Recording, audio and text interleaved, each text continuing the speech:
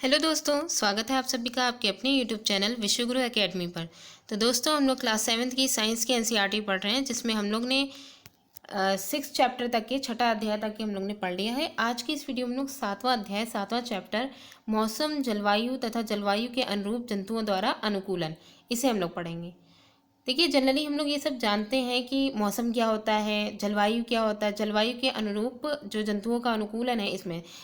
मौसम के बारे में अगर देखें कि जो डेली रूटीन में, यानी कि दिन प्रतिदिन जो है टेम्परेचर में जो आर्द्रता, जो ह्यूमिडिटी, एक दिन का अगर हम पूरा शेड्यूल देखें सुबह से लेकर पूरे 24 घंटे का, ठीक है, कि कब बारिश हुई, कब धूप निकल आई, कब जो है मतलब कि अच्छा बादल छाए हुए हैं आसमान में, या कब जो है बहुत ज़्यादा नमी है, नमी जैसा मौसम हो रहा है, ठीक है। तो ये क्या हो गया कि ये मौसम के बारे में हो गया कि डेली रूटीन का, और किसी जगह की जो जलवायु जो कंटिन्यूअस बना रहा जो मौसम होता है वो जलवायु से संबंधित हो जाएगा। फिर कुछ जगह की जो जलवायु है वो बहुत ही ज़्यादा हार्श है, कुछ जगह की जो जलवायु है वो बहुत ज़्यादा ड्राई है, ठीक है, बहुत ज़्यादा ड्राई है। और फिर कुछ जगह की जो जलवायु है वहाँ पे जो है बारिश बहुत होती है, कुछ की बहुत ठंडी है। तो उन जलवायु मतलब कि जैसा वहाँ का जो वेदर रहेगा उसी के अकॉर्डिंग वहाँ के रहने वाले जो जीव जंतु हैं वो अपने आप को ढाल भी लेते हैं। उनमें कुछ जो है उन उस जगह में, उस जलवायु में रहने के लिए उनके अंदर कुछ परिवर्तन हो जाते हैं। तो यही जो है उनको जीवित रहने के लिए जो परिवर्तन हो रहा है वही उनका अनुकूलन कहलाएगा। तो ये सारी छोटी छोटी चीज़ें हैं जिसे हम इस चैप्टर पे जो है इसमें कुछ अच्छे से इसे डिस्कस करेंगे। तो देखिए, पहले हम लोग स्टार्ट करते हैं कि जैसे बादल छा गए। अभी हमने जैसे बताया कि आसमान में जो है आकाश में बादल छा गए, ठीक है। तो हमारे पेरेंट्स या हमारी फैमिली मेम्बर जो होते हैं वो कहते हैं कि छाता लेकर के जाओ, कहीं बारिश ना हो जाए। इसी तरीके से जैसे हमारे बुजुर्ग या हमारे पेरेंट्स वगैरह जो होते हैं, जब कोई फंक्शन करने वाले होते हैं तो खासकर वो मौसम का जो है वो ध्यान रखते हैं, ठीक है। और अगर कोई खेल आयोजित होने वाला है तो उसके लिए भी मौसम विभाग से जो है पूरी जानकारी ली जाती है कि जो है मौसम अगर ख़राब हो गया है तो उस खेल की जो आयोजन है उसमें कोई गड़बड़ी ना हो जाए, ठीक है, तो वो रद्द ना हो जाए। बड़े पैमाने पर ये सारी चीज़ें होती हैं। तो ये सारी जो जानकारी है वो हमें दिन प्रतिदिन मिलती किन चीज़ों से, तो जैसे दूरदर्शन है, रेडियो है, ये दैनिक समाचार पत्र जो हमारे घरों में आते हैं, इनमें प्रतिदिन के बारे में, प्रतिदिन में जो मौसम की जो जानकारी है उसके बारे में हमें जानकारी दी जाती है। लेकिन क्या आप जानते हैं कि वास्तव में मौसम है क्या? हालांकि हमने ये सारी चीज़ें, सारी इन्फॉर्मेशन हमने कलेक्ट तो की, लेकिन यहाँ पे जो एक वर्ड आ रहा था कि मौसम, ठीक है, तो यहाँ पे जो मौसम का जो वर्ड है इसका, इस होता क्या है ये आखिर, इसको हम जानने की कोशिश करेंगे। तो इस अध्याय में हम मौसम, जलवायु के बारे में पढ़ेंगे, और हम ये भी जानेंगे कि विभिन्न जीव किस प्रकार से जो है अपने आवास की जो जलवायु, जिस जगह वो रह रहे हैं, ठीक है, वहाँ की जो जलवायु है, वहाँ की जो एटमॉस्फेयर है वहाँ का, ठीक है, उसके अकॉर्डिंग अपने आप को कैसे ढाल रहे हैं, कैसे अपने आप को अनुकूलित कर रहे हैं। तो यही 3 टॉपिक है जिसको बहुत अच्छे से पढ़ना है। तो देखिए, हमारा जो पहला टॉपिक होगा वो होगा मौसम। तो मौसम में क्या है इसमें देखते हैं। जैसे है कि हम देखते हैं कि दैनिक मौसम की जो रिपोर्ट में पिछले 24 घंटे की पूरा जो उसका टेम्परेचर, 24 घंटे में जो उसका टेम्परेचर, ताप होगा, आर्द्रता, ह्यूमिडिटी होगी और वर्षा, ठीक है, इन सब के बारे में जानकारी होती है। मौसम रिपोर्ट में अगले दिन के मौसम के बारे में पूर्व अनुमान भी जो है प्रकाशित किया जाता है। मतलब हमको जो दिन प्रतिदिन की जो मौसम रिपोर्ट मिलती है उसमें हमें पूरे 24 घंटे की क्या मिलती है कि टेम्परेचर कितना था, मॉर्निंग में टेम्परेचर कितना था, दोपहर में कितना था, शाम में कैसा हुआ, ठीक है, और ह्यूमिडिटी जो है आर्द्रता कितनी है, वर्षा हुई कि नहीं हुई, ये सारी चीज़ें नॉलेज दी जाती हैं। और ख़ासकर अगले दिन का पूर्व अनुमान भी लगाया जाता है कि अगले दिन जो है वो मौसम कैसा रहेगा। बहुत ज़्यादा बादल रहेंगे, घनी जो है मतलब कि वर्षा जो है, बारिश जो है वो बहुत ज़्यादा मात्रा में होगी। तो ये सारी चीज़ें पूर्व अनुमान भी लगाया जाता है। तो यहाँ पे देखिए एक पिक्चर दिखाई गई है। समाचार पत्र में जो मौसम की रिपोर्ट आती है वो सूचना इस तरीके से जो है कट करके यहाँ पे दिखाया गया है कि कैसे होती है। तो जैसे कि सुबह कोहरा रहेगा, बाद में आसमान साफ हो जाएगा, उसके बाद शनिवार को अधिकतम, सैटरडे में अधिकतम तापमान जो है 19.7 डिग्री सेल्सियस होगा, न्यूनतम 3.6 होगा। फिर रविवार को सूर्यास्त जो है 5:45 पे होगा, और सोमवार को सूर्योदय जो है वो 7:15। तो ये जो है पूरा मौसम की जानकारी एक दिन की, या यहाँ पे तो एक हफ्ते की दी गई है, ठीक है। तो ये जो है समाचार पत्र में कैसे मौसम की जो है पूरी डिटेल है वो चीज़ है। बूझो के दिमाग में एक क्वेश्चन है, वो पूछ रहा है कि मुझे आश्चर्य है कि इस रिपोर्ट को कौन तैयार करता है, ये जो मौसम की जो रिपोर्ट है इसे कौन तैयार करता है। तो देखिए, इसका आंसर भी यहाँ पे मिल जाता है कि मौसम की रिपोर्ट भारत मौसम विज्ञान विभाग, हर एक देश का अलग अलग मौसम जो है विभाग होता है, मौसम विज्ञान विभाग होता है। ठीक है, तो भारत का जो मौसम विज्ञान विभाग है वो ही इस मौसम की जो है दिन प्रतिदिन की जो मौसम में चेंजेस होने वाले हैं उसकी रिपोर्ट तैयार करते हैं। यह विभाग प्रतिदिन विभिन्न स्थानों से वहाँ के ताप, हर दिन अलग अलग स्थानों से वहाँ का जो टेम्परेचर है और वहाँ की पवन वेग, हवाओं का जो है बहाव है, ठीक है, उन सब के आंकड़े एकत्रित करता है और मौसम के बारे में पूर्व अनुमान भी इसी के अनुसार ही लगाता है। अब जैसे यहाँ पे जो क्रियाकलाप फर्स्ट है 7.1, इसमें मेनली यही दिखाया गया है। इसमें ये कहा गया है कि हमें क्या करना है, पिछले एक सप्ताह, पूरी एक सप्ताह की हमें एक रिपोर्ट तैयार करनी है। उसके लिए हमें क्या करना है कि जैसे हमारे पास अगर समाचार पत्र वगैरह आ रहे हैं, ठीक है, मौसम की रिपोर्ट जो हमारे घर में समाचार पत्र आते हैं, ठीक है, उसमें से हम उसमें जो है काट लें, उसमें से काट करके, या अगर नहीं आ रहा है हमारे पास समाचार पत्र तो किसी से ले करके, मेनली हमें क्या यहाँ पे कलेक्शन करना है। इस क्रियाकलाप में यही दिखाया गया है कि पूरे एक हफ्ते का हमें मौसम का जो है हर दिन कैसा मौसम रहेगा, क्या रहेगा, उसका पूरा कलेक्शन करना है।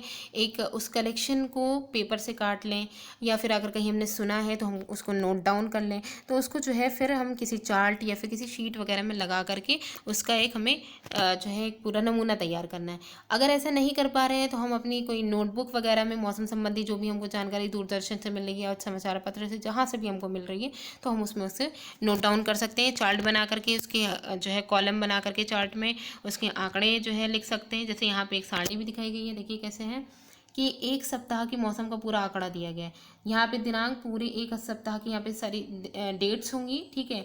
यहाँ पे देखना है कि अधिकतम तापमान कितना रहेगा, न्यूनतम तापमान कितना रहेगा, अधिकतम न्यूनतम आर्द्रता कितनी रहेगी, अधिकतम आर्द्रता कितनी है, वर्षा हो रही है कि नहीं हो रही है। वर्षा के लिए ये है कि हर दिन वर्षा नहीं हो सकती है, मतलब कि हो सकता है हर दिन भी हो सकता है कि हर दिन ना हो। तो ये बाकी सारी चीज़ों की कुछ ना कुछ हमको जो है मिल जाएगी, क्योंकि जिस एरिया में हम लोग रह रहे हैं वहाँ पे जो मौसम जो हवाएं होती हैं उनमें आर्द्रता, ह्यूमिडिटी रहती ही रहती है, ठीक है।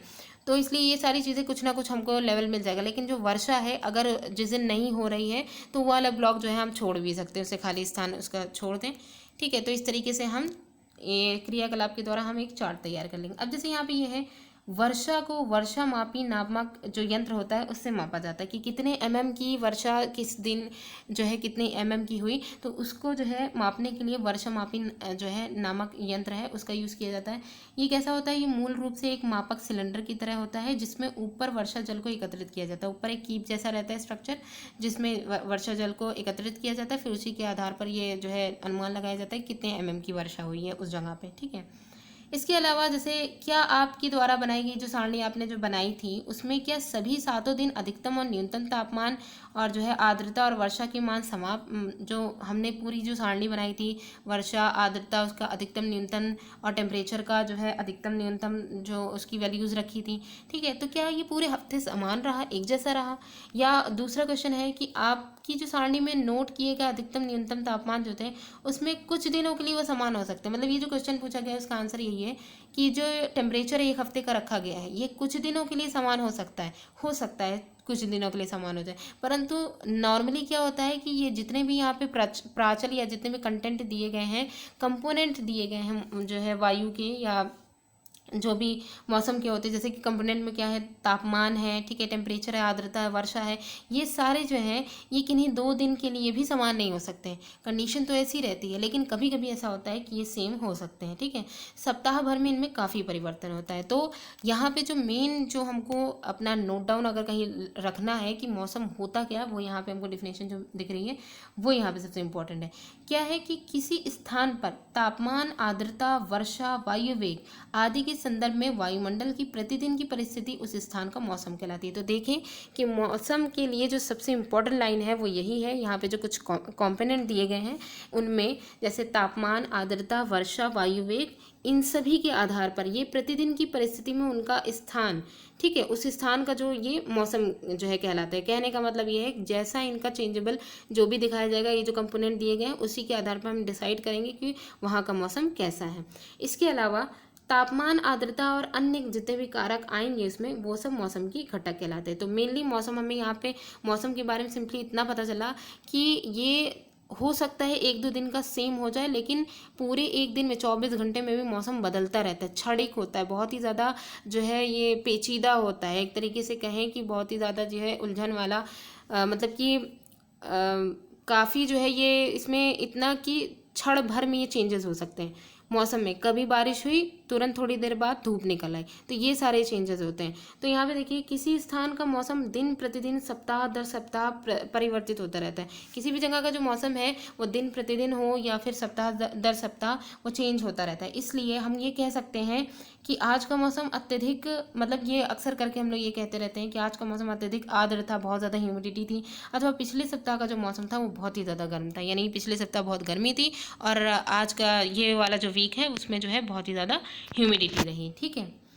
इसके अलावा मौसम एक अत्यंत जटिल परिघटना है। तो यहाँ पे जो हमने बात कही कि जो मौसम के बारे में, कि मौसम जो है वो एक अत्यंत बहुत ही ज़्यादा जटिल परिघटना है, क्योंकि इसमें यह क्षण भर में परिवर्तित हो सकता है। कभी कभी ये हो सकता है कि सुबह के समय धूप निकली हो लेकिन अचानक ही बादल आ गए और तेज़ वर्षा होने लगे।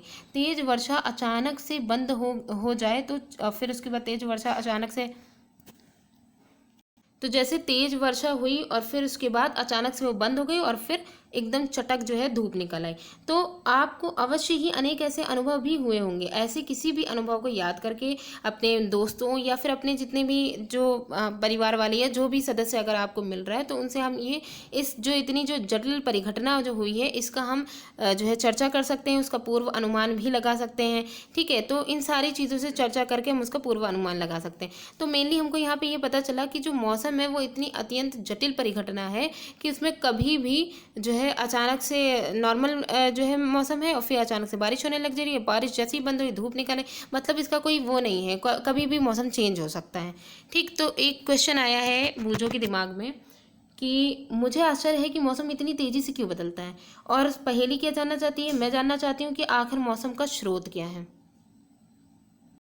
अब जैसे यहाँ पे एक चीज़ दी गई है कि 3 अगस्त 2006 से 9 अगस्त 2006 तक शिलांग मेघालय में रिकॉर्ड किए गए अधिकतम तापमान को दिखाया गया है। यानी मेघालय में जो शिलांग जो जगह है वहाँ पे 3 अगस्त 2006 से 9 अगस्त 2006 तक के कुछ तापमान जो है अधिकतम तापमान को मापा गया है, वो यहाँ पे ग्राफ में करके दिखाया गया है।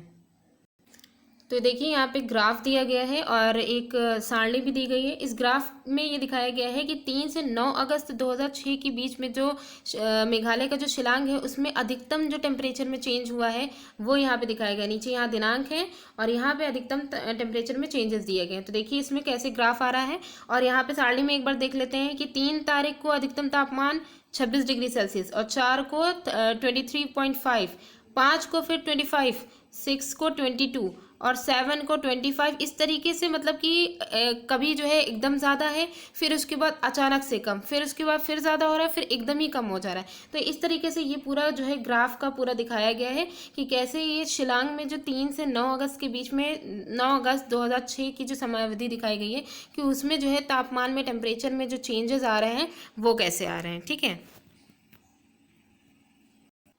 तो यहाँ पे देखिए जैसे कि यहाँ पे बताया गया है कि जैसे कि मौसम की रिपोर्ट से ये स्पष्ट होता है कि अधिकतम और न्यूनतम तापमान को प्रतिदिन रिकॉर्ड किया जाता है। जो टेम्परेचर का जो सबसे अधिक आ रहा है फिर सबसे कम कब आ रहा है, इसको प्रतिदिन हर दिन इसको नोट किया जाता है। क्या आप जानते हैं कि इस तापमान को कैसे रिकॉर्ड किया जाता है? तो हमने चैप्टर 4 में जो है एक तापमापी के बारे में पढ़ा था जो मौसम की इसी टेम्परेचर को नापने का काम कर रहा था। तो उस तापमापी को कहा गया था अधिकतम न्यूनतम तापमापी। तो क्या आप अनुमान लगा सकते हैं कि दिन भर में किस समय तापमान अधिक होता है और किस समय न्यूनतम होता है? तो हाँ बिल्कुल लगा सकते हैं। तो देखिए जैसे दिन का जो अधिकतम तापमान होता है वो सामान्यतः अपराह्न में अर्थात दोपहर के बाद, वही आफ्टरनून का जो टाइम होता है उसमें सबसे ज़्यादा टेम्परेचर होता है, जबकि जो न्यूनतम ताप होता है वो सामान्यतः भोर के टाइम समय में, यानी कि सुबह जो है मॉर्निंग के टाइम में होता है, सुबह प्रातः काल जब खाली सनराइज हो रहा होता है तब जो है जो मौसम होता है वो एकदम नॉर्मल टेम्परेचर होता है, न्यूनतम तापमान होता है। क्या अब आप समझ गए कि गर्मियों में दोपहर के बाद, मतलब दोपहर के बाद का जो टेम्परेचर है उसमें गर्मी इतनी बेहाल क्यों हो जाती है, जबकि सुबह के समय अपेक्षाकृत मौसम जो होता है वो एकदम सुहावना होता है? क्या आपको कभी सूर्योदय और सूर्यास्त के बारे में आपने कभी सोचा है? आप जानते हैं कि सर्दियों में सायकाल अंधेरा जल्दी क्यों हो जाता है? मतलब कि ये जो सर्दियां जब होती हैं तो उसमें जो अंधेरा होता है, शाम जो होती है वो जल्दी क्यों हो जाती है? क्योंकि हम जानते हैं कि जो सर्दियों के जो दिन होते हैं वो छोटे होते हैं और रातें लंबी होती हैं। जितनी जल्दी मतलब कि जो है शाम हो जाती है उतनी ही देर में सुबह भी होती है। ठीक है। तो आपको खेलने के लिए, जैसे कि शाम अगर जल्दी अंधेरा जल्दी हो जा रहा है तो खेलने के लिए ज़्यादा शाम का जो समय होता है उसी में ही सब बच्चे जाते हैं खेलने के लिए, तो वो भी ज़्यादा नहीं मिलता है। सर्दियों में दिन की अवधि गर्मियों की अपेक्षा कम होती है, क्योंकि दिन जो होता है वो छोटे होते हैं, इस वजह से उनकी अवधि भी कम होती है। तो अध्याय के अंत में ये जो दिए गए जो टॉपिक्स हैं, इनकी परियोजना कार्य के आधार पर हम थोड़ी सी इसके बारे में जानने का, इसका स्वयं जानने का इसका प्रयास करेंगे। नेक्स्ट जो हमारा टॉपिक है वो है जलवायु। तो मौसम के बारे में हमें यही पता चला कि मौसम के कुछ यहाँ पे घटक दिए गए थे। टेम्परेचर था, जो है यहाँ पे तापमान था, आर्द्रता थी, वर्षा थी, वायु वेग था, ये सब कुछ मौसम के घटक थे जिनमें जो है दिन प्रतिदिन चेंज होता रहता है, क्षणिक एकदम चेंज होता है, अचानक से भी चेंज हो सकते हैं। तो इसलिए कह सकते हैं कि जो मौसम जो होता है वो वेरिएबल होता है, ठीक है, बहुत ही जटिल जो है मतलब कि इसकी जो परिघटना होती है बहुत ज़्यादा जटिल होती है, बहुत कॉम्प्लेक्स होती है, और ये चेंज होता है, चेंजेबल होता है बहुत ही ज़्यादा, ठीक है। नेक्स्ट जो हमारा टॉपिक है वो है जलवायु। जलवायु के लिए मौसम विज्ञानी प्रतिदिन मौसम संबंधी आंकड़ों को रिकॉर्ड करते हैं। मौसम वैज्ञानिक जो होते हैं वो हर दिन की मौसम संबंधी जो आंकड़े होते हैं उनको रिकॉर्ड करते हैं। साथ ही पिछले अनेक दशक के मौसम के रिकॉर्ड भी जो एक साथ रखे रहते हैं उनके बारे में भी जो है ये जो है मतलब कि देखते हैं, उसके बारे में भी ये पढ़ते हैं। तो जैसे कि यहाँ पे है कि मौसम विभाग में जो आंकड़े हैं वो जो है प्रतिदिन या कई महीने के, पिछले कई महीनों की वो सुरक्षित करके रखे गए हैं।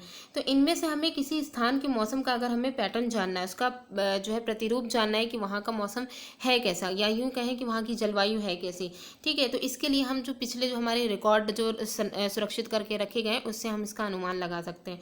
तो यहाँ पे जो डिफिनेशन दी गई है वो बहुत ही अच्छी है, क्या है और इम्पॉर्टेंट भी है। किसी स्थान के मौसम की जो लंबी अवधि, यानी कि कोई भी ऐसा मौसम जो लंबे समय तक के वैसे ही बना हुआ है, तो लंबी अवधि जैसे कि 25 वर्ष में एकत्रित किए गए आंकड़ों के आधार पर बना जो मौसम, ऐसा मौसम जो 25 वर्षों से वैसा ही है वहाँ पर, ठीक है। तो उस मौसम का जो पैटर्न जो बना हुआ है वो उस स्थान की जलवायु कहलाती।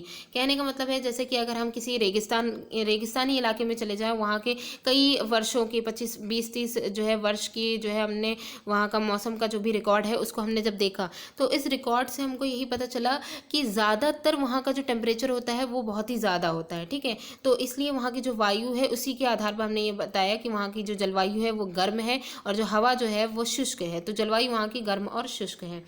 तो यदि हम पाते हैं कि किसी स्थान का तापमान अधिकांश समय उच्च रहता है, हाई रहता है, तो हम ये कह सकते हैं कि उस स्थान की जो जलवायु वो कैसी है, गर्म है। यदि इसके अतिरिक्त उस स्थान पर अधिकांश दिनों में अगर भारी वर्षा हो रही है तो हम ये कह सकते हैं कि उस स्थान की जो जलवायु है वो गर्म और आर्द्र है। मतलब कोई ऐसा स्थान जहाँ की जहाँ का टेम्परेचर उच्च भी रहता है, ठीक है, और फिर वहाँ पे ज़्यादा जो है मतलब ज़्यादा तादाद में, जैसे कि अगर मंथ में 30 दिन है तो उनमें ज़्यादा दिनों वर्षा मतलब कि ज़्यादा दिन बारिश ही हो रही है, ठीक है। तो वर्षा जो है वो अधिकतर अगर दिन हो रही है तो हम ये कह सकते हैं कि उस जगह की जो जलवायु होगी वो कैसी होगी, उच्च होगी। मतलब कि जलवायु जो होगी वो गर्म होगी उच्च टेम्परेचर की वजह से, ज़्यादा टेम्परेचर की वजह से, और बारिश हो रही है इस वजह से आर्द्र होगी, ठीक है। तो गर्म और आर्द्र होगी वहाँ की जलवायु। इसके आधार पर आगे देखने से पहले एक यहाँ पे मौसम के बारे में थोड़ी सी जानकारी है कि मौसम में जो बदलाव होता है वो क्यों होता है। तो देखिए मौसम में सभी परिवर्तन सूर्य के कारण होते हैं। सूर्य अत्यधिक उच्च ताप पर गर्म गैसों का एक विशाल गोला है। सूर्य की हमसे जो दूरी है वो बहुत अधिक है, परंतु सूर्य द्वारा उत्सर्जित जो ऊर्जा है वो इतनी अधिक है कि पृथ्वी से इतनी दूरी होने के बावजूद भी सूर्य हमें समस्त ऊष्मा और प्रकाश का स्रोत है। मतलब सूर्य हमारे लिए समस्त पूरी जो ऊष्मा और जो है प्रकाश का जो नेचुरल स्रोत है वो सूर्य है। अतः हम यहाँ पे ये कह सकते हैं कि सूर्य ऊर्जा का प्राथमिक स्रोत है और जो मौसम में परिवर्तन लाता है, ये प्राथमिक स्रोत है और इसी के कारण ही मौसम में परिवर्तन आता है। पृथ्वी के थल क्षेत्र, समुद्री और वायुमंडल द्वारा जो अवशोषित और परावर्तित की जाने वाली जो ऊर्जा है वो भी किसी स्थान पर मौसम को निर्धारित करने में महत्वपूर्ण भूमिका निभाती है। क्योंकि हम लोग अक्सर करके ये जो है नोट डाउन भी करते हैं कि टेम्परेचर किसी जगह किसी भी मौसम को निर्धारित करने के लिए वहाँ का टेम्परेचर ज़रूर चेक करते हैं, ठीक है। यदि आप समुद्र के समीप रहते हैं तो आपने ये अनुभव किया होगा कि आपके स्थान का जो मौसम है वो रेगिस्तान या पहाड़ी क्षेत्र के आसपास के मौसम से काफ़ी भिन्न है। समुद्र के पास अगर रह रहे हैं तो वहाँ की जो जलवायु है उसमें आर्द्रता, ह्यूमिडिटी बहुत ज़्यादा रहेगी। तो वहाँ की जो वायु है उसमें ह्यूमिडिटी ज़्यादा रहेगी, इसलिए हम कह सकते हैं कि वहाँ का जो मौसम है वो ह्यूमिड है, ठीक है। और फिर उसके बाद जैसे कि रेगिस्तान का जो है उच्च टेम्परेचर रहेगा तो वहाँ पानी वगैरह तो है नहीं, तो वहाँ की जो हवा होगी वो शुष्क होगी, ठीक है। और फिर पहाड़ी क्षेत्रों में ठंड ज़्यादा होती है। तो इस वजह से हम कह सकते हैं कि समुद्र के आसपास का जो मौसम है वो पहाड़ी और रेगिस्तानी जो एरिया है वहाँ से काफ़ी अलग है। आगे देखिए क्या है, जैसे कि यहाँ पे हम 2 शहर लेंगे, 2 शहरों की जलवायु परिस्थितियों का विवरण हमें करना है। 2 शहर लेंगे अलग अलग जगह के, वहाँ की जो जलवायु है उसका हमें यहाँ पे विवरण जो है सारणियों में उसकी गणना करनी है। तो यहाँ पे क्या करना है, प्रत्येक माह के लिए औसत तापमान की गणना 2 चरणों में की जाती है। यहाँ पे हर महीनों के हिसाब से गणना करेंगे। हम पहले माह के प्रत्येक दिन के लिए रिकॉर्ड किए गए तापमान का औसत निकालेंगे। पहले माह जो भी हम रिकॉर्ड करेंगे उसका औसत मान निकालेंगे। उसके बाद जो पिछले कई वर्ष में, एक माह का निकाल लेंगे, उसके बाद पिछले कई वर्षों में जो भी उसी महीने में जो चेंजेस हो रहे होंगे उसका औसत तापमानों से गणना कर लेंगे। ठीक है, पिछले कई वर्षों में जो उसी सेम जो है महीने में जो चेंज हो रहा होगा उससे हम औसत तापमानों की गणना कर लेंगे। इससे हमें औसत माध्यमान तापमान मिल जाता है। यानी कि कहने का मतलब सिंपल सा यहाँ पे ये हो जाएगा, 2 शहरों का हमें जो है मापन करना है उनकी जलवायु का। तो हम क्या करेंगे, यहाँ पे महीनों के हिसाब से चलेंगे। एक महीने का पूरा अच्छे से रिकॉर्ड कर देंगे, हर दिन का, हर हफ्ते का अच्छे से पूरा रिकॉर्ड कर लेंगे एक महीने का। उसके बाद उस महीने से पिछले जितने भी वर्ष का हम अनुमान लगाना चाह रहे हैं, कई वर्षों का, हर वर्ष हर साल का उस एक महीने के आधार पर, हर साल में वो महीना ज़रूर आएगा। ठीक है, तो उस महीने के आधार पर उसी महीने से हम ये चेक करेंगे कि जो अभी हमने जो है इस समय जो हमने उस महीने में जो भी टेम्परेचर, जो भी हमने जो कंपोनेंट थे उनको चेक किया कि उनकी कितना ताप था, कितनी आर्द्रता थी, कितनी वर्षा हुई, इन सब को जो हमने अनुमान लगाया वो कई वर्षों का एक साथ अनुमान लगाने के बाद फिर हम ये डिसाइड करेंगे कि उस जगह की जो जलवायु है वो कैसी है। ठीक है, तो 2 स्थान है हमारे पास। जम्मू कश्मीर में जो श्रीनगर है उसे लिया है, और केरल में तिरुअनंतपुरम जो है इसका लिया है। ठीक है, अब जम्मू कश्मीर और केरल के औसत तापमान में अगर अंतर को हम देख सकते हैं कि केरल जो है वो जम्मू कश्मीर की तुलना में बहुत गर्म है और आर्द्र भी है, जिसमें वर्ष के कुछ भाग में मध्यम गर्म और मध्यम आर्द्र जलवायु है। कहने का मतलब है कि जम्मू कश्मीर के अकॉर्डिंग अगर केरल राज्य का जो है शहर है तिरुवनंतपुरम, ठीक है, तो उसका अगर हम देखा जाए वहाँ की जलवायु, तो केरल जो होता है वो वैसे तो समुद्र के पास है। ठीक है, तो वहाँ की जो जलवायु है वो जम्मू कश्मीर की जो श्रीनगर है उससे बहुत ही ज़्यादा गर्म भी है और आर्द्र भी है, क्योंकि समुद्र के पास है। लेकिन वहाँ पे कुछ भाग ऐसे हैं, वर्ष का कुछ महीने ऐसे हैं जो वहाँ की जो टेम्परेचर है वो मध्यम गर्म है, मतलब कि मिडिल में टेम्परेचर भी है और वहाँ की ह्यूमिडिटी जो है वो भी मिडिल में है वहाँ की जलवायु की। तो इसी प्रकार जो है आंकड़े भारत के पश्चिमी जो क्षेत्र हैं, इसी प्रकार जैसे 2 जगह की हमने 2 शहरों के ले ली, अब इसके बाद हमने भारत के पश्चिमी क्षेत्रों के लिए, जैसे कि राजस्थान के लिए वर्ष के अधिकांश समय औसतन ताप वहाँ पे उच्च ही दिखाते हैं। राजस्थान का अगर हम टेम्परेचर लें, वहाँ की जलवायु को अगर हम चेक करें तो हम ये देखेंगे कि ज़्यादातर वहाँ का जो टेम्परेचर है वो हमेशा उच्च ही दिखाता है। लेकिन जो सर्दियाँ होती हैं जो कि सिर्फ कुछ ही महीनों के लिए होती हैं, तो उसमें ये जो टेम्परेचर होता है जो कि और आम दिनों में बहुत ज़्यादा हाई दिखाया जाता है, वो सर्दियों में बहुत ही ज़्यादा कम हो जाता है। तो इस क्षेत्र में बहुत कम वर्षा होती है। रेगिस्तानी जो जितने भी एरिया होते हैं वहाँ पे वर्षा बहुत कम होती है। आगे देखने से पहले एक बार हम ये देख लें कि यहाँ पे जो दोनों जो शहरों का लिया गया था उनके एक बार चार्ट देख लेते हैं कि कैसे चेंजेस आ रहे हैं। तो यहाँ पे जम्मू कश्मीर का जो श्रीनगर है उसकी जलवायु के बारे में जानकारी ली गई है। इधर जो है वो केरल के जो तिरुअनंतपुरम जो है उसका लिया गया है। तो पहले हम जम्मू कश्मीर का देख लेते हैं। जम्मू कश्मीर में क्या है, महीने लिए गए हैं, जनवरी से लेकर पूरे एक साल का जो है लिया गया हर महीने का। ठीक है, औसत टेम्परेचर जो है वो दैनिक न्यूनतम दैनिक अधिकतम, हर दिन का जो न्यूनतम ताप और अधिकतम ताप जो है इसे नोट डाउन किया गया। तो न्यूनतम ताप तो एकदम माइनस में चला गया, तो यानी कि हम ये अनुमान लगा सकते हैं कि वहाँ की जो जलवायु वो कितनी ठंडी होगी, और अधिकतम ताप भी कुछ खास ज़्यादा नहीं है। वर्षा जो है वो जम्मू कश्मीर में उसकी मात्रा भी काफ़ी कम दिखाई गई है। ठीक है, अकॉर्डिंग टू ये केरल का जो राज्य है उसमें, इसका भी साल भर का देखिए दैनिक जो न्यूनतम ताप है वो जो है वो लगभग मतलब कि एवरेज में है, और जो अधिकतम है वो तो बहुत है। ठीक है, तो कह सकते हैं दोनों में जो टेम्परेचर का जो इफेक्ट है वो जम्मू कश्मीर से केरल बहुत ही ज़्यादा गर्म है, और वर्षा की मात्रा भी इसमें अधिक है। तो इस वजह से ये यहाँ की जो जलवायु है इसी के आधार पर निर्धारित हो गई कि केरल की जो है वो गर्म और आर्द्र जलवायु होगी और जम्मू कश्मीर की ठंडी होगी।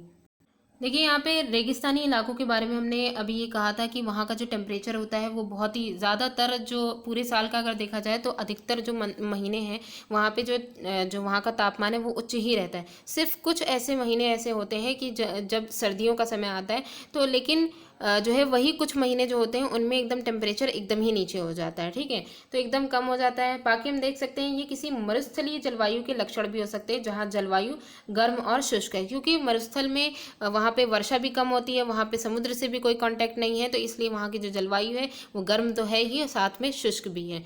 अब जैसे कि है उत्तर पूर्वी भारत में वर्ष के अधिकांश भाग, उत्तर पूर्वी जो भारत है उसके वर्ष में अधिकांश भाग में जो है, वर्ष का अधिकांश भाग यानी कि ज़्यादातर महीनों में वर्षा ही होती रहती है। इसलिए हम कह सकते हैं कि वहाँ की जो उत्तर पूर्व भारत की जो जलवायु है वो आर्द्र है, क्योंकि वर्षा हमेशा होती रहती है, इसलिए जितनी ज़्यादा वर्षा होगी उतनी ज़्यादा ह्यूमिडिटी होगी, तो इसलिए वहाँ की जो जलवायु वो कैसी है, आर्द्र है। अब जो हमारी नेक्स्ट हेडिंग है वो है जलवायु और अनुकूलन, यानी अलग अलग जगह की जो जलवायु है उसके आधार पर वहाँ रहने वाले जो जीव जंतु वो अपने आप को कैसे अडेप्ट कर रहे हैं, तो वही उनका अनुकूलन कहलाएगा। तो आइए देखते हैं, जलवायु का सभी जीवों पर गहरा प्रभाव पड़ता है।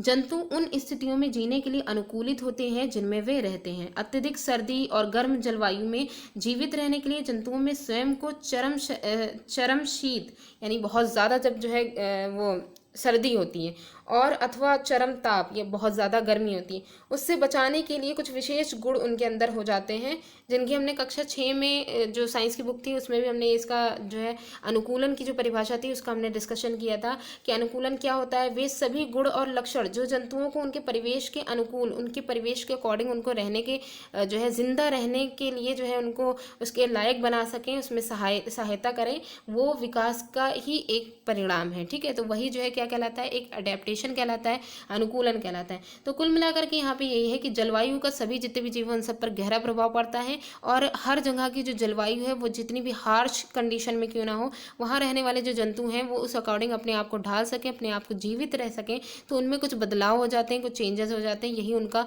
अनुकूलन कहलाता है, और यही जो है विकास की प्रक्रिया का एक परिणाम भी होता है। आगे देखते हैं, जैसे इसमें इस पुस्तक में जो अध्याय 9 होगा, ये क्लास 7 की जो साइंस है, इसमें जो चैप्टर 9 है उसमें हम मौसम और जलवायु के जो मृदा पर प्रभाव पढ़ेंगे, मृदा पर होने वाले जो प्रभाव हैं उसके बारे में भी हम पढ़ेंगे। यहाँ हम केवल जंतु, ये वाला जो चैप्टर है इसमें सिर्फ केवल जंतुओं पर जो जलवायु के प्रभाव पड़ रहा है उसी का ही अध्ययन करेंगे। ये वाले चैप्टर में सिर्फ जंतुओं पर जो जलवायु का इफेक्ट पड़ रहा है उसका अध्ययन करेंगे, और जो नवा चैप्टर होगा उसमें हम लोग मृदा पर जो जलवायु का इफेक्ट पड़ रहा है उसे हम देखेंगे। छठी कक्षा में हमने ये देखा था कि आवास स्थान के आधार पर जो जो है जंतुओं के अंदर अनुकूलन जो हो रहा था उसके विषय में हमने पढ़ा था। जो हम लोग ने 6 चैप्टर जो हमारा था क्लास 6 की जो साइंस, 6 चैप्टर नहीं, क्लास 6 की साइंस में जो हमने पढ़ा था अनुकूलन के बारे में, वो हमने वहाँ के जो जंतु जिस भी हार्श इन्वायरमेंट में रह रहे हैं उनके अंदर क्या चेंजेस हुए, कैसे उन्होंने अपने आप को अनुकूलित किया, उसके अकॉर्डिंग अपने आप को कैसे ढाला, उसके बारे में हम लोग ने डिस्कस किया था। आगे देखते हैं, जैसे जंतुओं की जलवायवीय परिस्थितियों के लिए अनुकूलन के उदाहरण के रूप में हम केवल ध्रुवीय क्षेत्र और उष्णकटिबंधीय वर्षावन में रहने वाले कुछ जंतुओं की चर्चा करेंगे।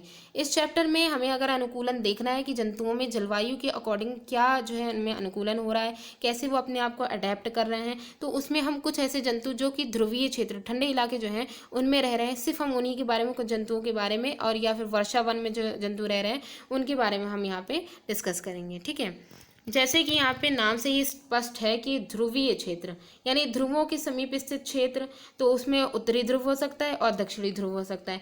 ध्रुवीय क्षेत्र के कुछ परिचित देश, यहाँ पे ये जो लाइन है ये बहुत ही ज़्यादा इंपॉर्टेंट है कि ध्रुवीय क्षेत्र में कौन कौन से क्षेत्र आएंगे उसके अकॉर्डिंग।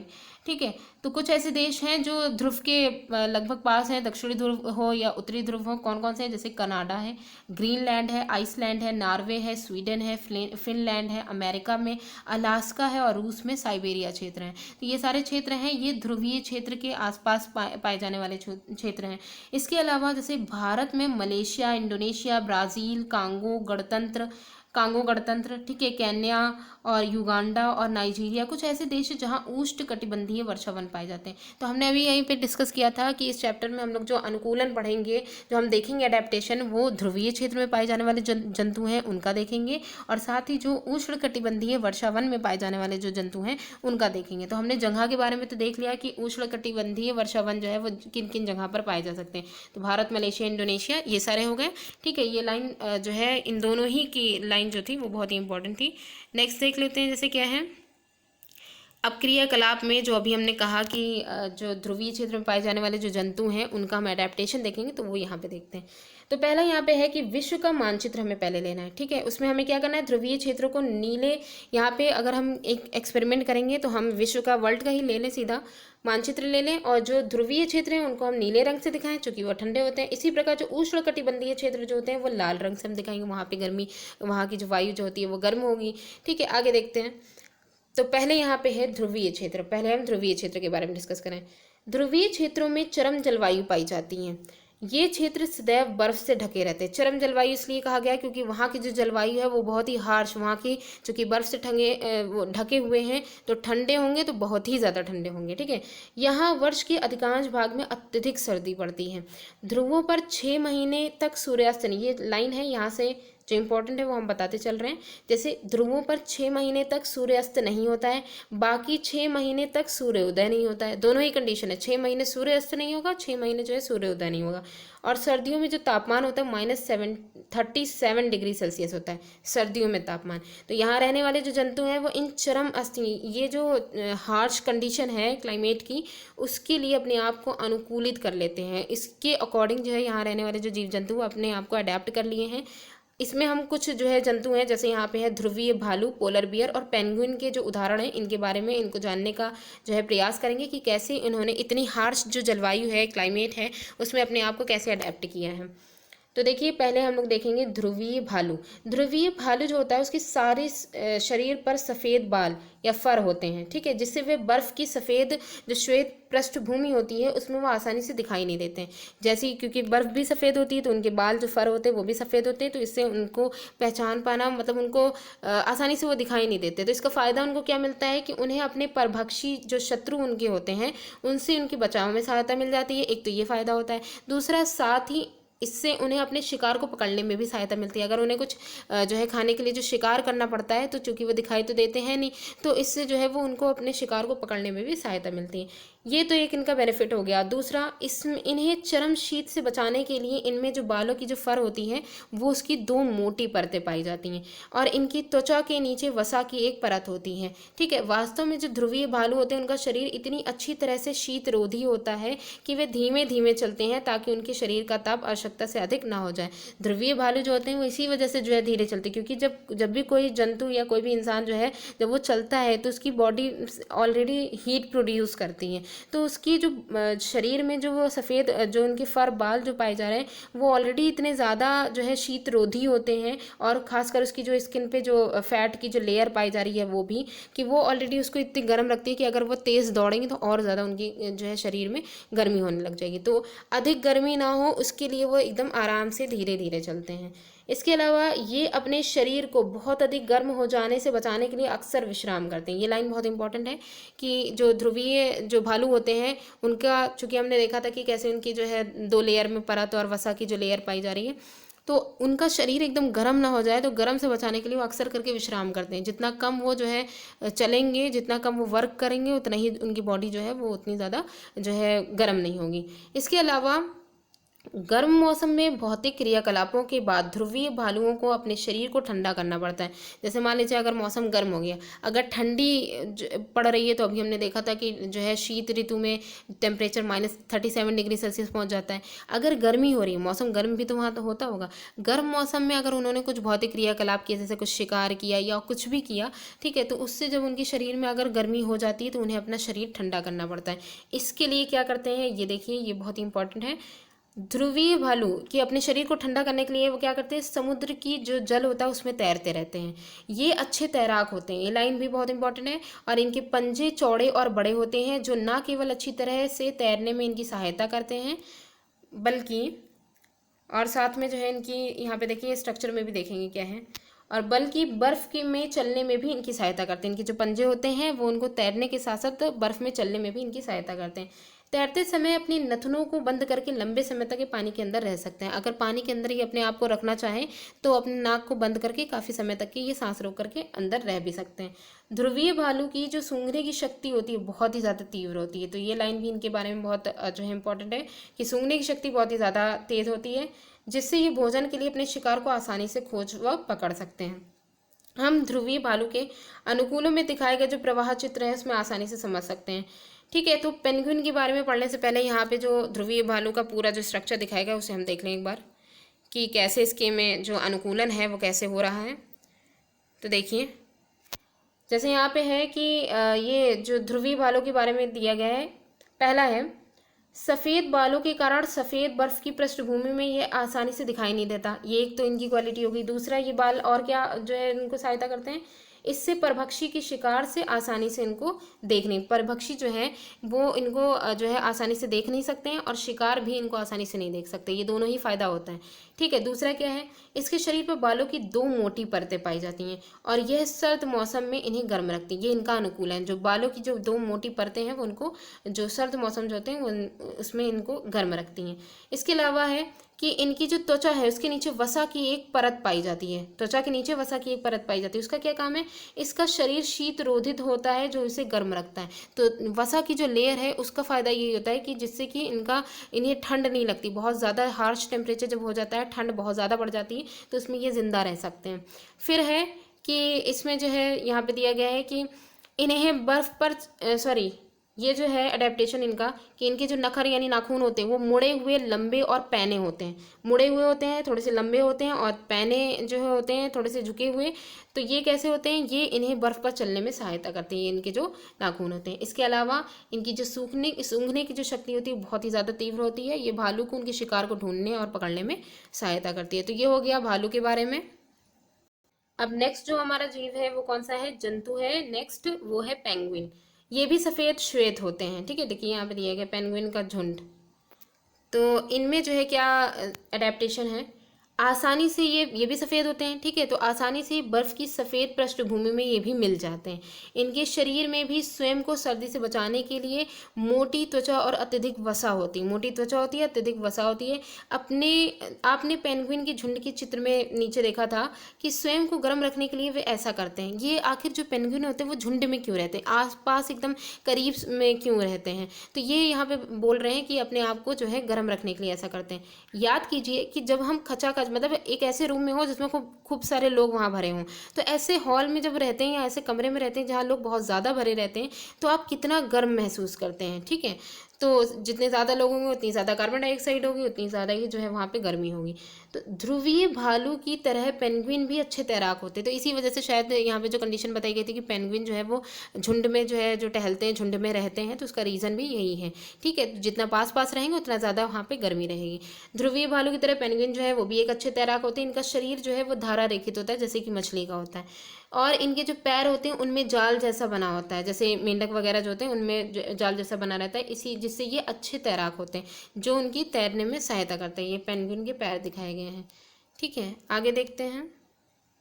अब यहाँ पे जैसे ये पहेली है वो यहाँ पे कुछ क्वेश्चंस पूछ रही, क्या मछलियाँ और तितलियाँ भी पक्षियों की तरह प्रवास करती हैं।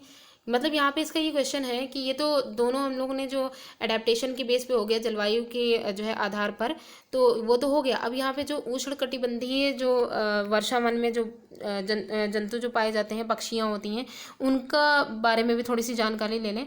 तो उनकी जानकारी से पहले यहाँ पे पहले का भी एक क्वेश्चन है कि क्या मछलियाँ और जो तितलियाँ हैं वो भी पक्षियों की तरह प्रवास करती हैं। जैसे पक्षी जो होते हैं वो अपनी भोजन की तलाश में एक जगह से दूसरी जगह जो है प्रवास करते हैं। ठीक है, तो उसी तरीके से क्या मछली और जो तितलियाँ होती हैं वो भी ऐसा करती हैं।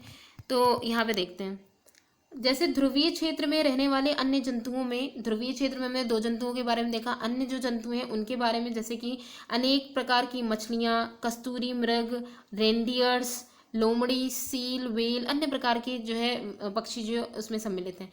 नोट कीजिए, जहाँ मछली ठंडे जल में लंबे समय तक रह सकती है, वहीं पक्षियों को जीवित रहने के लिए अपने शरीर को गर्म रखना आवश्यक होता है। मतलब हमने यहाँ पे ये नोट डाउन किया कि मछलियाँ जो है वो ठंडे पानी में भी लंबे समय तक जीवित रह सकती हैं। अगर ठंडे पानी में मछलियाँ हैं तो उसमें भी लंबे समय तक जीवित रह सकती हैं, लेकिन जो पक्षी हैं उन्हें जीवित रहने के लिए अपने शरीर को गर्म रखना पड़ता है, जिसके लिए उन्हें प्रवास करना पड़ता है। तो इसी कारण अनेक प्रकार के जो पक्षी हैं वो सर्दियों में अपेक्षाकृत जितने भी गर्म स्थान होते हैं वहाँ चले जाते हैं, वहाँ पे प्रवास करके, ठीक है, वहाँ चले जाते हैं।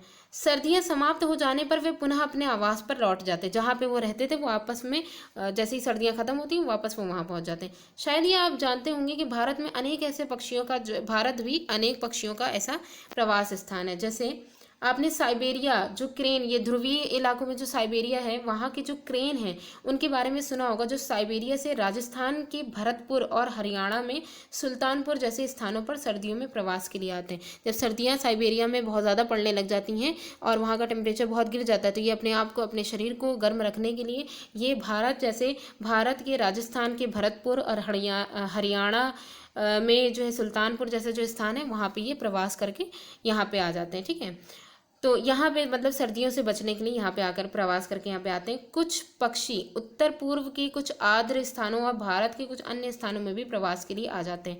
उत्तर पूर्व इलाके जो हैं, भारत के उत्तर पूर्वी इलाकों में हमने देखा था कि वर्षा जो है बहुत ही ज़्यादा हो रही थी, वहाँ की जलवायु आर्द्र थी। तो कुछ ऐसे पक्षी भी होते हैं जो है कुछ आर्द्र स्थान जो होते हैं और भारत के कुछ अन्य स्थान पर भी प्रवास के लिए वहाँ पे आ जाते हैं। जैसे यहाँ पे देखिए पिक्चर्स में दिखाया गया है, ये क्रेन पक्षी हैं, ठीक है, प्रवासी पक्षी जो अपने आवास तथा उड़ान में आ रहे हैं। अब नेक्स्ट जो हमारी हेडिंग है उसको स्टार्ट करने से पहले यहाँ पे कुछ दिया गया है, क्या आप जानते हैं इसके बारे में देख लेते हैं क्या है। कुछ प्रवासी पक्षी अपने आवास की चरम जलवायु परिस्थितियों से बचने के लिए 15,000 किलोमीटर तक की यात्रा करते हैं। कुछ ऐसे प्रवासी जो है पक्षी होते हैं जो अपने आप को जीवित रखने के लिए जिस जगह का उनका जो है परमानेंट प्रवास है, वहाँ पर जब हार्श वहाँ का जो एटमॉस्फेयर होता है, क्लाइमेट जब बहुत ज़्यादा हार्श हो जाता है, बहुत ज़्यादा जो है चरम जलवायु हो जाती परिस्थितियाँ, तो वो 15,000 किलोमीटर तक की यात्रा भी करते हैं। सामान्यतः ये अधिक ऊंचाई पर उड़ान भरते हैं जहां वायु प्रवाह उड़ान में सहायता होती है। बहुत ऊंची जो है जगह पर, मतलब कि काफ़ी ऊंचाई पर करते हैं तो वहाँ पे उनको हेल्प मिल जाती है वायु से। इस ऊंचाई पर शीत की स्थितियां उनकी उड़ान पेशियों द्वारा उत्पन्न ऊष्मा का विसरण आसानी से कर देती हैं, ठीक है। और लेकिन आश्चर्य की बात तो ये है कि जितने भी प्रवासी पक्षी हैं वो वर्ष दर वर्ष एक ही स्थान पर कैसे आते हैं। मेनली यहाँ पे क्वेश्चन जो उठ रहा है वो यही है कि जितने प्रवासी पक्षी हैं वो जैसे कि भारत में आ रहे थे, राजस्थान और जो कुछ इलाके जो थे वहाँ पे एग्जैक्ट कुछ सुल्तानपुर जैसी कुछ ही इलाकों में जो है प्रवासी पक्षी आते हैं। तो ऐसा क्यों होता है, जो पक्षी हैं वो वर्ष दर वर्ष एक ही स्थान पर क्यों आते प्रवास करके, यह एक रहस्य है। ऐसा लगता है कि जैसे इन पक्षियों की दिशा एक सहज बोझ होता है, मतलब इन्हें दिशाओं का जो है बोझ होता है कि एग्जैक्ट उनकी डायरेक्शन उनके लिए फिक्स हो जाती है। ये जानते हैं कि किस दिशा में उड़ना है, जैसे इनको पता हो कि किस दिशा में, इनको डायरेक्शन पता हो। मार्गदर्शन के लिए संभवतः कुछ भू चिन्हों लैंडमार्क का ये उपयोग करते हैं। पक्षी जो होते हैं वो भी जो है मार्गदर्शन के लिए लैंडमार्क जो होते हैं उनका यूज़ करते हैं। संभवतः अनेक पक्षियों को दिन में सूर्य और रात्रि में तारों के से मार्गदर्शन मिलता है। बहुत से ऐसे पक्षी होते हैं जिनको दिन में सूर्य का मार्गदर्शन मिलता है और रात में तारों का मिलता है। इसी प्रकार कुछ प्रमाण है कि पक्षी दिशा का पता लगाने के लिए पृथ्वी के चुंबकीय क्षेत्र का उपयोग करते हैं। यहाँ पे कुछ जो है प्रमाण ऐसे भी मिले हैं, जैसे कि जो पक्षी जो है वो अपनी दिशा निर्धारित करने के लिए चुंबकीय क्षेत्रों का भी सहारा लेते हैं।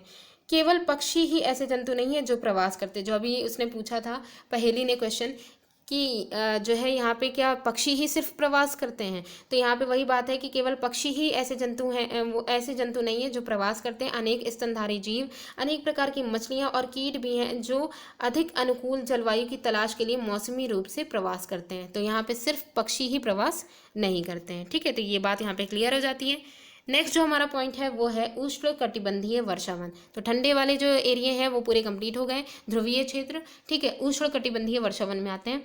उष्णकटिबंधीय क्षेत्रों की जो जलवायु होती है सामान्यतः गर्म होती है, क्योंकि ये क्षेत्र भूमध्य रेखा के आसपास स्थित होते हैं। बीच की जो भूमध्य रेखा होती है, ठीक है, उसके जो इक्वेटोरियल लाइन होती है उसके आसपास के जो एरिया होते हैं वो उष्णकटिबंधीय जो है वहाँ के मतलब वहाँ की जो जलवायु होती है उष्णकटिबंधीय होती है। और ये अक्सर करके गर्म होती है क्योंकि यहाँ पे सूर्य की जो किरणें होती हैं वो सीधी पड़ती हैं, ठीक है। सबसे सर्द जो महीने होते हैं, महीनों में भी तापमान सामान्यतः अगर बहुत ही ज़्यादा जो है ठंडे अगर मंथ होंगे तब भी यहाँ का तापमान 15 डिग्री सेल्सियस से अधिक रहता है। गर्मियों में तापमान तो 40 डिग्री से अधिक हो जाता है वर्ष भर। ये जो यहाँ पे तापमान दिया गया है ये भी बहुत इंपॉर्टेंट है। उष्णकटिबंधीय क्षेत्रों में जो कम न्यूनतम तापमान कितना होता है, अधिकतम तापमान कितना होता है, ये जान लें कि 15 डिग्री सेल्सियस से अधिक नहीं रहता है, मतलब कि इससे कम नहीं होता। सर्दियों में भी इतना ही टेम्परेचर रहता है और जो अधिक अगर तापमान है तो 40 तक ही पहुंच जाता है। वर्ष भर दिन और रात की लंबाई लगभग बराबर होती है। अगर देखा जाए तो ऐसे जो एरिया में रात और दिन की जो लंबाई होती है वो लगभग बराबर होती है। इन क्षेत्रों में प्रचुर मात्रा में वर्षा होती है, वर्षा बहुत अधिक होती है। इन क्षेत्रों की एक प्रमुख विशेषता है कि यहाँ पे उष्णकटिबंधीय वन पाए जाते हैं, वर्षा वन पाए जाते हैं। उष्णकटिबंधीय वर्षा वन भारत में पश्चिमी घाटों और असम में पाए जाते हैं। किस जगह पाए जा रहे हैं वो जानना बहुत ज़रूरी है कि जो उष्णकटिबंधीय वन होते हैं वो कहाँ कहाँ पाए जाते हैं, भारत में पश्चिमी घाटों और असम में पाए जाते हैं। इसके अतिरिक्त ऐसे वन दक्षिणी पूर्व एशिया, ऐसे वन और भी जगह हैं जैसे कि ज़्यादातर जो है ये असम और पश्चिमी घाटों में पाए जा रहे हैं। इसके अतिरिक्त जो है दक्षिणी पूर्व एशिया, मध्य अमेरिका, मध्य अफ्रीका में भी ये वन पाए जाते हैं। जैसे सतत गर्मी यानी कंटिन्यूअस अगर गर्मी हो रही है, वर्षा और कंटिन्यूअस वर्षा हो रही है, उसके कारण इस क्षेत्र में विभिन्न प्रकार के पादप और जंतु भी पाए जाते हैं। यहाँ पे लगातार वर्षा और लगातार जो है यहाँ पे गर्मी होने की वजह से यहाँ पे कुछ जंतु और कुछ यहाँ पे वर्षा वन भी पाए पाए जाते हैं। तो उन्हें देखते हैं। वर्षा वन जो यहाँ पे पाए जा रहे हैं, ठीक है, वर्षा वनों में पाए जाने वाले प्रमुख प्रकार के जो यहाँ पे जंतुओं के बारे में बताया जा रहा है कि किस कौन कौन से जो है जंतु पाए जाते हैं। तो वर्षा वनों में पाए जाने वाले प्रमुख प्रकार के जंतुओं में जैसे बंदर हैं, कपी, एप्स होते हैं, गोरिल्ला होता है, चीता, हाथी, तेंदुआ, छिपकली, सर्प, पक्षी और कीट, इस तरीके के जीव जो है वर्षा वनों में पाए जाते हैं। आइए अब हम गर्म आर्द्र जलवायु के लिए इन जंतुओं के अनुकूलन के बारे में भी अध्ययन करें। अभी हमने ध्रुवीय क्षेत्रों में जो जंतु पाए जा रहे थे उनके अनुकूलन के बारे में हमने पढ़ा। अब हम लोग ये जो आर्द्र और गर्म जलवायु में जो पाए जा रहे हैं उष्णकटिबंधीय एरिया में, तो उन जंतुओं में कैसे जो है अनुकूलन होते हैं उनको भी देख लेते हैं। वर्षा वनों में जलवायुवीय परिस्थितियां अनेक किस्मों के जंतुओं की विशाल जनसंख्या के जीवन यापन के लिए अत्यधिक उपयुक्त है। कह सकते हैं कि ये जितने भी वर्षा वनों में जलवायुवीय जो परिस्थितियां होती हैं इनमें बहुत ज़्यादा किस्मों के जंतु पाए जाते हैं। उनकी जो संख्या है वो बहुत ही ज़्यादा विशाल है और यहाँ पे जो उनका जीवन यापन है उसका वो कटिबंधीय जो एरिया है, ये जो वर्षा वन है वो उनके लिए, उनके जीवन यापन के लिए बहुत ज़्यादा उपयुक्त भी है। इसी वजह से इनकी संख्या इतनी तादाद इतनी ज़्यादा है। चूँकि जंतुओं की जनसंख्या अधिक होती है अतः उनमें भोजन और आश्रय के लिए सघन, अब यहाँ पे जंतुओं की संख्या अधिक है तो यहाँ पे भाई भोजन के लिए और उनके आवास के लिए प्रतिस्पर्धा भी होगी। तो सघन प्रतिस्पर्धा इसी वजह से होती है, बहुत ज़्यादा कंपटीशन होता है कि जो है किसको रहने के लिए, किसको खाने के लिए मिल जाए, जनसंख्या इतनी ज़्यादा है इसी वजह से। अनेक जंतु वृक्षों पर रहने के लिए अनुकूलित होते हैं, इसी वजह से उनमें कुछ एडेप्टेशन होता है। तो बहुत से ऐसे जंतु होते हैं जो वृक्ष पर रहने के लिए अनुकूलित होते हैं, एडेप्टेशन उनमें हो जाता है। लाल नेत्र वाले मेंढक के पैर के तलवे चिपचिपे होते हैं। लाल नेत्र वाले जो मेंढक होता है उसके पैरों के जो तलवे होते हैं वो चिपचिपे होते हैं, जो उन्हें उन वृक्षों पर चढ़ने में सहायता करते हैं जिन पर वे रहते हैं, ताकि उसमें फिक्स होकर के उसमें जो है वो आसानी से उस पर रह सकें। इसके अलावा वृक्षों पर रहने में सहायता के लिए बंदरों की जो लंबी पूंछ होती है वो होती है जो शाखाओं को पकड़ने में उनकी सहायता करती है। तो बंदर जो होते हैं उनकी पूंछ जो है उनको वृक्षों पर रहने के लिए उनकी मदद करती हैं। इसके अलावा इनके जो हाथ पैर, जो बंदर जो होते हैं इनके हाथ पैर ऐसे होते हैं जिससे वे आसानी से शाखाओं को थाम सकें। बंदरों के हाथ पैर भी ऐसे होते हैं कि वो शाखाओं को आसानी से जो है मतलब कि आसानी से उसे पकड़ सकें। और यहाँ तक कुछ ऐसे जो है बंदर होते हैं जो कि जो है अक्सर करके पेड़ों पर ही रहते हैं, उसी में ही जो है लटके रहते हैं, ज़मीन पर वो रहते ही नहीं हैं, बहुत कम रहते हैं, ठीक है। इसके अलावा कुछ इन वनों में आवास करने वाले जंतुओं में भोजन के लिए परस्पर प्रतिस्पर्धा रहती है, ठीक है। तो जो जंतु जो है मतलब कि इन वनों में, इन जंगलों में जो आवास कर रहे हैं उनमें भोजन के लिए सबसे ज़्यादा प्रतिस्पर्धा रहती है। कुछ जंतु ऐसे होते हैं जो भोजन को प्राप्त करने के लिए अनुकूलित होते हैं जहाँ अन्य जंतु आसानी से नहीं पहुँच सकते, यानी कि कुछ जंतु ऐसे होते हैं जिनमें अनुकूलन इस तरीके का हो जाता है कि वो भोजन को प्राप्त ऐसी जगह से वो भोजन को प्राप्त कर लेते हैं जहाँ पे अन्य जितने भी जंतु हैं वो नहीं पहुँच सकते। उदाहरण के लिए जैसे टूकन नामक पक्षी यहाँ पे नीचे दिखाया भी गया है। इसकी जो पक्षी की लंबी बड़ी चोंच जो होती है जिसकी सहायता से वो ऐसी शाखाओं पे लगे फल तक पहुँच सकता है जो बहुत कमज़ोर होती हैं और उसका भार नहीं सह सकती। यानी कि इनकी जो चोंच की, इनकी जो टूकन जो पक्षी हैं इनकी चोंच की खासियत ये है कि ये इसकी सहायता से ऐसी जो है शाखाओं पर, पेड़ की ऐसी शाखाओं तक पहुंच जाते हैं और वहाँ के फलों को खाते हैं जो कि बहुत ज़्यादा कमज़ोर होती है और वो इनके वेट को भी नहीं संभाल सकती हैं, ठीक है। तो ये हो गए, इस तरीके से अलग अलग पक्षियों में अलग अलग तरीके के एडेप्टेशन होते हैं। अब जैसे यहाँ पे दिया गया है, उष्णकटिबंधीय वनों में पाए जाने वाले अनेक जंतुओं में सुनने की संवेदनशील शक्ति, तीव्र दृष्टि, मोटी त्वचा और ऐसे वर्ण यानी रंग की त्वचा होती है। यानी कि अक्सर करके क्या होता है, उष्णकटिबंधीय जो वन होते हैं उनमें पाए जाने वाले जो जीव हैं, चूँकि वहाँ पे वर्षा अधिक होने की वजह से वहाँ बहुत ही ज़्यादा वेराइटीज़, बहुत एडेप्टेशन बहुत ज़्यादा होता है। तो ऐसे वहाँ पे रहने वाले जो जंतु हैं उनमें सुनने की जो संवेदनशीलता होती है उसकी शक्ति बहुत तीव्र होती है, देखने की शक्ति बहुत होती है, मोटी त्वचा होती है, उनमें कलरफुल उनकी स्किन होती है। और जो उन्हें इसमें इनकी हेल्प क्या होती है, जो उन्हें आसपास के क्षेत्र के साथ मिला करके छद्मावरण, यानी कि उनको जो है जो कॉमोफ्लेज होता है, यानी कि कोई इनको पहचान ना सके ऐसी जगह पे वो अपने आप को छुपा सकते हैं इन कलरफुल स्किन्स और जो इनकी वैरायटीज़ जो हैं उनकी वजह से, और उनकी जो परभक्षियों से, इसी वजह से ताकि उनकी परभक्षियों से रक्षा हो सके। उदाहरण के तौर पे जैसे बिलाव के उदाहरण के तौर पे जैसे क्या दिया गया है, बिलाव परिवार के जो जंतु हैं जैसे शेर और चीता, उसकी जो मोटी खाल तथा उसकी सुनने की जो शक्ति होती है बहुत ही ज़्यादा संवेदनशील होती है। ठीक है, तो ये उनके लिए जो है अडेप्टेशन हो गया। इसके साथ ही लाइन टेट जो लंगूर होते हैं, जिससे दाढ़ी वाला ऐप भी कहते हैं, ऊपर जो यहाँ पे दिखाया गया था दाढ़ी वाला ऐप, तो उसके लिए क्या होती है, पश्चिमी घाट के वर्षावन में ये पाया जाता है। ठीक है, लॉइन टेल्ड लंगूर जो है ये पश्चिमी घाट के वर्षावनों में पाया जाता है। इसकी सबसे प्रमुख विशेषता यही होती है कि इसकी जो चांदी जैसी सफ़ेद श्वेत ऑयल जैसी उसकी जो दाढ़ी होती है, जो सिर के चारों ओर गालों और चुंबक मतलब ठोड़ी की तरह होती है। देख लेते हैं एक बार इनको। ये इनकी जो है सफ़ेद पूरी दाढ़ी दी गई है, ये पूरे इसके जो है पूरे मुंह को कवर करती है। ठीक है, पूरे सिर के चारों ओर होती है और थोड़ी तक की जो है इसको कवर करती है। ये वृक्षों पर आसानी से चढ़ जाता है और अपने जीवन का अधिकांश समय वृक्षों पर ही व्यतीत करता है। तो अभी हमने जैसे डिस्कस किया था ना कि कुछ ऐसे मंकीज़ होते हैं, कुछ ऐसे बंदर होते हैं जो अपनी ज़िंदगी का ज़्यादातर समय वृक्षों पर ही बिता देते हैं, वो ज़मीन पर उतरते ही नहीं हैं। तो उनमें ये जो लॉइन टेल्ड लंगूर हैं, इनकी भी एक वैरायटी है जो अपनी अधिकांश जो ज़िंदगी का जो समय होता है वो वृक्षों पर ही बिता देते हैं। ठीक है, और इसके अलावा मुख्यतः ये क्या खाते हैं, फल खाते हैं, बीज, कोमल पत्तियां, तने, पुष्प और कलियां भी ये खाते हैं। लॉइन टेल लंगूर जो होते हैं वो वृक्षों की छाल में वास करने वाले कीटों की तलाश में रहते हैं। मेनली अगर देखा जाए तो लॉइन टेल लंगूर जो होते हैं वो वृक्षों की छाल में रहने वाले जो कीट होते हैं उनकी तलाश में रहते हैं। चूंकि ये लंगूर वृक्षों पर पर्याप्त भोजन जुटा पाने में समर्थ होते हैं, अतः वे भूमि पर यदा कदा ही आते हैं। भूमि पर आते हैं ऐसा नहीं है, लेकिन बहुत ही कम आते हैं, क्योंकि इनका जो मेनली भोजन के लिए ही सारा काम होता है और भोजन इनको वृक्षों पर ही मिल जाता है, तो इस वजह से इनको भूमि पर आने की ज़रूरत ही नहीं होती है। भारतीय उष्णकटिबंधीय वर्षावन एक अन्य परिचित जंतु हाथी हैं। यहाँ पे कह सकते हैं कि अभी हमने कई सारे उष्णकटिबंधीय वर्षावन में जो पाए जाने वाले जंतु हैं इनमें कई सारे भी हमने पढ़े। तो यहाँ पे एक और जंतु है, जैसे कि वो यहाँ पे हाथी दिया गया है। ये हम सभी ने सामान्यतः हाथी को देखा ही होगा। तो ये जो हाथी है इसमें क्या अनुकूलन है, इसे देखते हैं। हाथी अनेक प्रकार के वर्षावनों की परिस्थितियों के लिए अनुकूलित है। अगर देखा जाए तो हाथी लगभग हर जगह देखने को मिल जाता है। तो ये चूँकि इसी वजह से, क्योंकि ये हर प्रकार के वर्षावन जो होते हैं वहाँ की परिस्थितियों के लिए इसमें अनुकूलन पाया जाता है। इसकी जो सूंड होती है उसको अगर ध्यान से देखें तो इसका उपयोग वह नाक के रूप में करता है, सूंड जो होती है। ठीक है, इसके साथ ही वह लंबी सूंड से इसकी सूंघने की शक्ति बहुत अच्छी होती है। लंबी सूंड है इस वजह से इसकी सूंघने की शक्ति बहुत अधिक होती है, अच्छी होती है। हाथी द्वारा सूंड का उपयोग भोजन को उठाने के लिए भी किया जाता है। सूंड के ही उपयोग से ये कई सारे काम कर सकते हैं। पानी को भर करके अपने बदन को जो है साफ भी कर सकते हैं।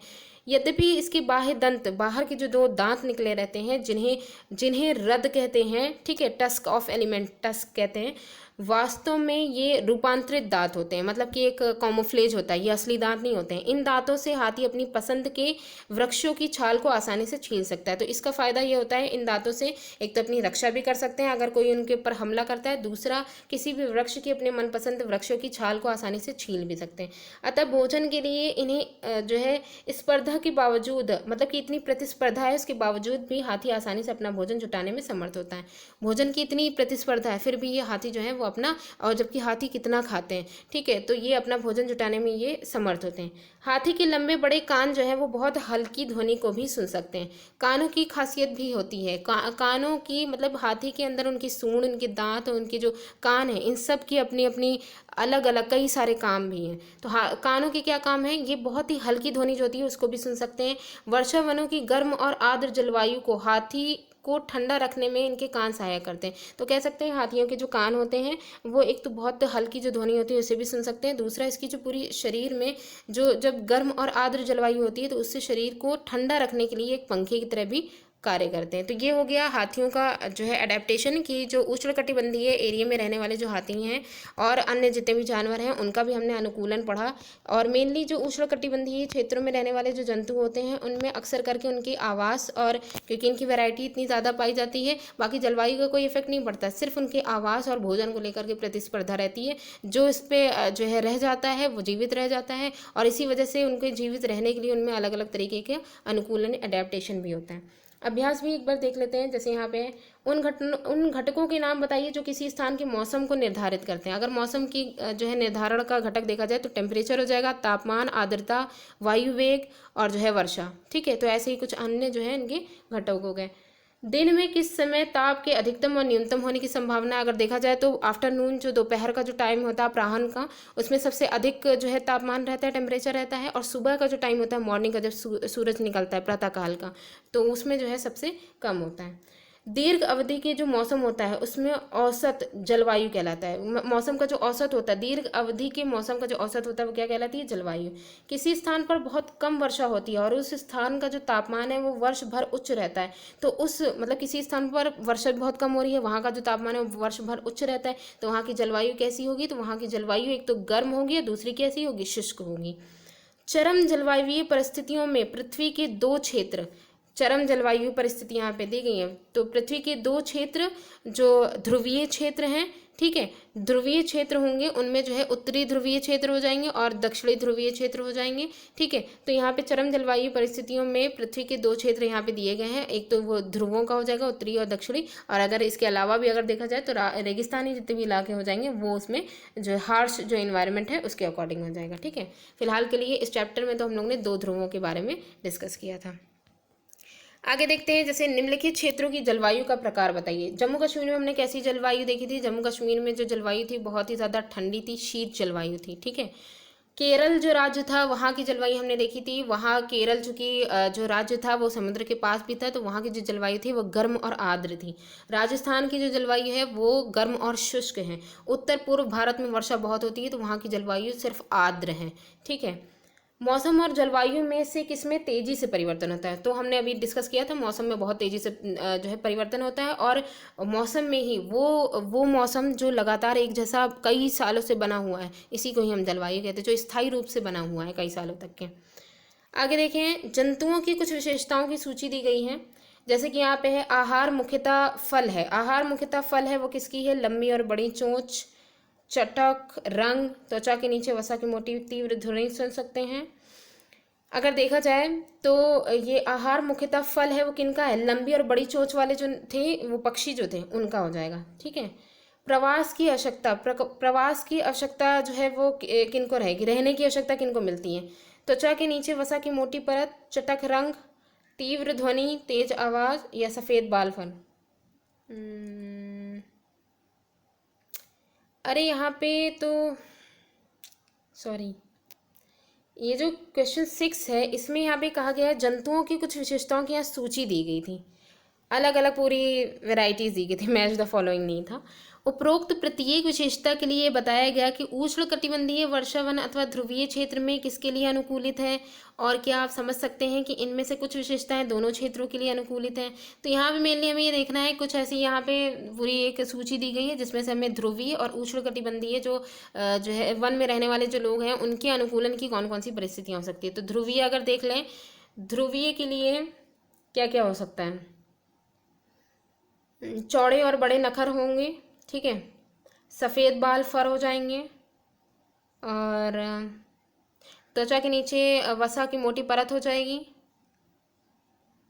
और बस हो गया, ठीक है। और उष्णकटिबंधीय बाकी जितने भी बच रहे हैं वो सब उष्णकटिबंधीय में आ जाएंगे। नेक्स्ट क्वेश्चन है, उष्णकटिबंधीय वर्षा वन जंतुओं की विशाल जनसंख्या को आवास प्रदान करते हैं। ये समझाइए कि ऐसा क्यों? क्योंकि उष्णकटिबंधीय वर्षा जो वन है यहाँ पे जो टेम्परेचर है, अगर टेम्परेचर देखा जाए तो यहाँ की जो जलवायु है वो लगभग बराबर होती है, ना बहुत ज़्यादा गर्म होती है ना ही मतलब हार्श यहाँ की जलवायु नहीं होती, क्लाइमेट एकदम बैलेंस्ड होता है। इसी वजह से यहाँ की जलवायु आर्द्र भी होती है, यहाँ की जलवायु गर्म भी होती है, ठंडी भी होती है, सब बराबर होती है। और इसी वजह से यहाँ के जो जंतु होते हैं उनको रहने के लिए, आवास के लिए या जीवित रहने के लिए यहाँ की जलवायु बहुत ही उत्तम होती है उष्णकटिबंधीय वर्षा वन में जंतुओं की। इसी वजह से यहाँ पे अलग अलग वैरायटीज़ की जो जंतुओं की अलग अलग वैरायटीज़ की बहुत ही ज़्यादा संख्या, विशाल संख्या पाई जाती है। बस यहाँ पे खतरा ये है, अब इतनी संख्या पाई जा रही है तो जाहिर सी बात है उनके खाने की जो खाना है यानी भोजन जो है वो तो पर्याप्त मात्रा में है ना, तो वो जो है वो उसकी जो है कमी, उसकी रहने की और जो खाने की, इसी में ही प्रतिस्पर्धा होती है। इसमें जो जीत जाता है वो जीवित रहता है, जो नहीं जो है पा पाता है वो मर जाता है। तो ये एक चीज़ हो गई।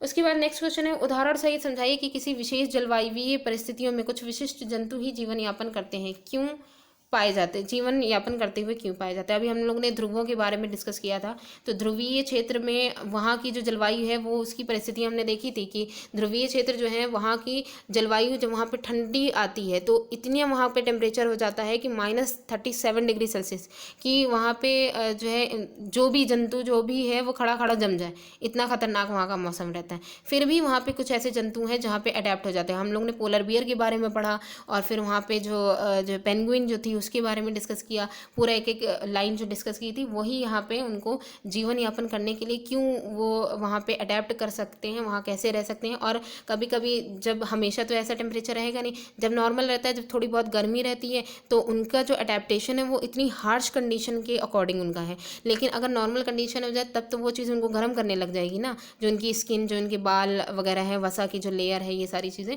तो उसके लिए वो तैरते हैं, तो उनमें भी ये भी अडेप्टेशन है कि वो तैर भी सकते हैं। ठीक है, नेक्स्ट है कि उष्णकटिबंधीय वर्षावन में रहने वाले हाथी किस प्रकार अनुकूलित हैं। हाथियों के तो अगर देखा जाए तो इनकी सूंड और इनके कान और इनके जो है दांत, इन तीनों के ही कई सारे काम हैं। तो हमने अभी अनुकूलन हाथियों का पढ़ा था, तो उसमें हमने सारी चीज़ें एक एक डिस्कस की थी कि तीनों ही चीज़ों के अलग अलग और वो भी कई सारे काम हैं। जैसे कि इनका कान जो है वो बहुत धीमी गति को, बहुत धीमी ध्वनि को सुन भी सकता है, और साथ ही साथ उनकी बॉडी को पूरा ठंडा भी रखता है। ठीक है, गर्म और आर्द्र जो जलवायु होती है उससे। और इसके अलावा जैसे कि उनकी सूंड होती है वो सूंघने में भी इनकी बहुत अच्छी जो है सूंघने में मदद करती है, अच्छे से वो सूंघ सकते हैं। और इसके अलावा भोजन को पकड़ने में या उनकी अपनी बॉडी को साफ़ करने में, उसमें सूंड में अच्छा खासा पानी वो भर लेते हैं।